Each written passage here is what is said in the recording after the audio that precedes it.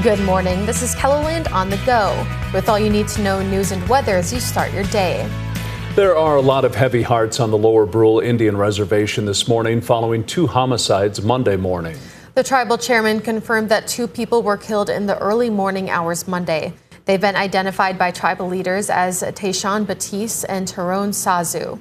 3 suspects have been identified in connection with the shooting. 1 is in custody. 1 died from a self-inflicted gunshot wound, and 1 remains at large. He's been identified as 18-year-old Kingston Bagola. The tribal chairman told Kellerland News the shooting has left everyone shocked.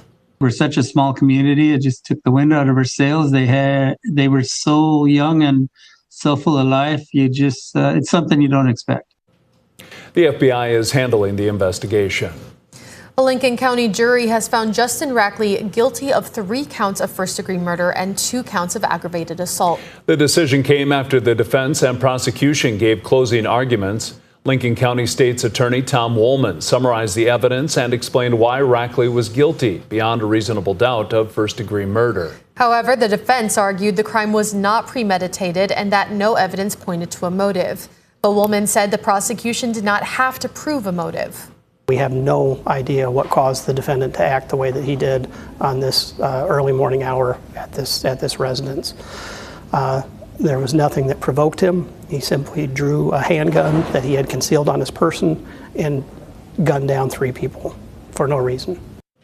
The judge ruled that Rackley would remain in jail until his sentencing. The Pennington County Sheriff's Office is asking for help in finding a missing man. 25-year-old Gary Harrison III was last seen August 6th in the Wasta area. He's known to frequent the Rapid City and Box Elder areas and has ties to Hot Springs and Edgemont. He stands 6 feet 3 inches tall with brown hair and brown eyes. He was last seen with a beard and mustache. If you have any information, you're asked to contact the Pennington County Sheriff's Office. Well, now let's get a check on today's weather with meteorologist Scott Munt. Good morning, Scott. Good morning, Summer. Good morning, everybody. We are following a warm day today, downright hot central western South Dakota, with temperatures to reach the middle 90s. Rapid City at 95, 95 in Pierre, 93 in Chamberlain, low to middle 80s in eastern Kellerland. And we are watching for developing showers and thunderstorms, some which may still move through during the morning hours. If that happens, it'll happen across parts of north central South Dakota. And then late this afternoon and evening, we'll watch things develop in western Kellerland and move to the east as we go through the evening and overnight. Brian will have more details on your forecast coming up. Thank you, Scott. After sitting nearly empty for years, the Yankton Mall is finally reopening with 3 new businesses. Five Below opened last week. Hobby Lobby is set to open August 22nd, and Marshall's will open in the coming weeks. Grand opening for Five Below is this Saturday. The first 100 people in line will get a $10 gift card. The mall is also hosting activities for Yankton's Riverboat Days this weekend. To find out more about the mall renovations, you can read this KELLOLAND.com original by Gracie Terrell. Last night, the new movie East of Wall premiered at the State Theater. The movie is based on a true story and was filmed in western South Dakota. East of Wall is a powerful South Dakota story that's created right in the Badlands, highlighting, the beauty and the grit of the area and told through the voices of the women and the girls that live it. Director Kate Beecroft hired nearly an all-South Dakota crew for the film. And in high school football, all teams are invited to come to our annual Media Day, which is this morning at Howard Wood Field from 11 a.m. to 1 p.m. Teams will have the chance to talk with us about their upcoming season as we prepare for the high school football season. That's a look at some of our top stories. Now let's get another check your weather with meteorologist Brian Karstens. Brian? All right, tracking your weather today. Looks like by this evening and overnight, thunderstorms will try to develop, and some of those could become strong to severe in this region of west central into south central South Dakota. Large hail is our primary threat here with those storms that can build. We're forecasting highs in the 90s today. There's some amount of instability that's increasing in this general region as well. So we'll see how the focus there goes. Here's the latest trend on Futurecast. Sioux Falls, we're just going to probably just spend most of the day priming things here slowly. I don't expect much development yet throughout the afternoon. East River, that looks pretty dry, except maybe a renegade couple of clusters of showers between Huron and Aberdeen. There's been some subtle subtle hints of that. Notice how things kind of catch off of Rapid City and then eventually kind of coalesce into a little bit more organization to the radar trend there by 10 o'clock tonight. So central South Dakota looks most favorable for that. Some of the modeling is a little different in the north central, trying to maybe piece together some thunderstorms toward Aberdeen as well. Bottom line is a lot of it will try to work in from the west-northwest towards Sioux Falls way late tonight. Sioux Falls probably not until 4, 5, 6 in the morning. Looks like maybe a better chance of rain at that point as that warm front continues to track to the east. And then behind that, look at the numbers west of Sioux Falls tomorrow. A lot of upper 90s and 100s. Feels like temperatures are going to go up. It is a dry heat for Rapid, though, tomorrow. Sioux Falls will just feel plain, just more humid as a general average as we're in the mid to upper 80s. I can't rule out some storms maybe in Minnesota Thursday night. We're pretty capped, though, so that's going to be really, I would say, more of a resistance factor on that. But, you look at your 7-day forecast as we warm things up in Sioux Falls toward the 90s. There will be some thunderstorm chances around South Dakota. A lot of that is going to hinge on the boundary placement. Initially, as we kick off the weekend, we're probably a little capped in Sioux Falls. So I could see at least 2 or 3 days in a row where we're in the 90s and during the day, and we're in the 70s at night.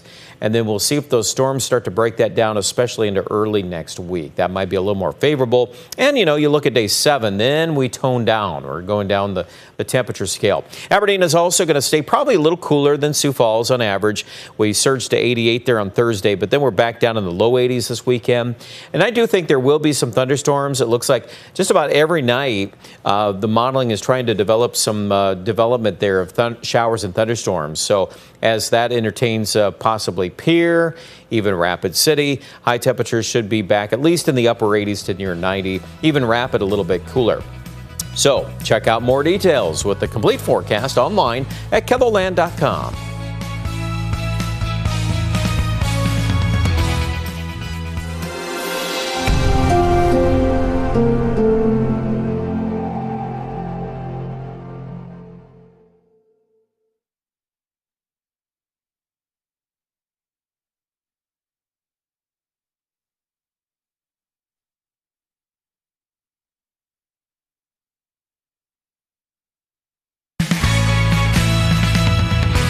Good morning, I'm Samarada Shah. Thanks for joining us. After sitting nearly empty for years, the Yankton Mall is finally reopening with 3 new businesses. Five Below opened last week, Hobby Lobby is set to open August 22nd, and Marshall's will open in the coming weeks. The grand opening for Five Below is this Saturday. The first 100 people in line will get a $10 gift card. The mall is also hosting activities for Yankton's Riverboat Days this weekend. To find out more about the mall renovations, you can read this KELOLAND.com original by Gracie Terrell.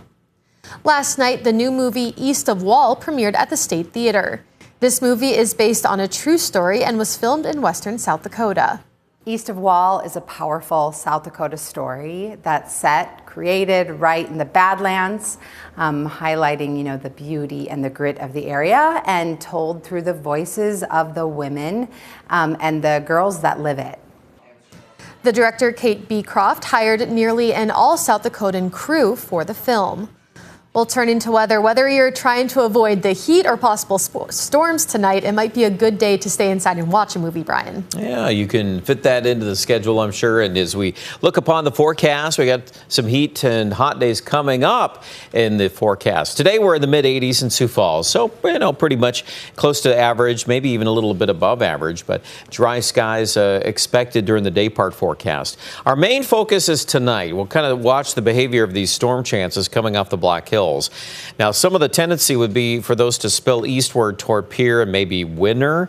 Obviously, the north central also could develop a couple things. I've even noticed that this morning on radar. We've had a few blips showing up. So kind of keep an eye on these moving parts of the forecast. But that's kind of the general thinking, is that the atmosphere will tend to heat up fastest in Rapid City and Pierre today. We'll see some 90s, and then those thunderstorm chances that blossom there by later this evening. Sioux Falls may have to wait, though, until way late tonight after midnight for some of those more organized clusters of showers and thunderstorms. But as they pop up, we'll keep you posted there. I think tomorrow, another hot day. Look at Pierre and Rapid. Very hot, near 100 degrees.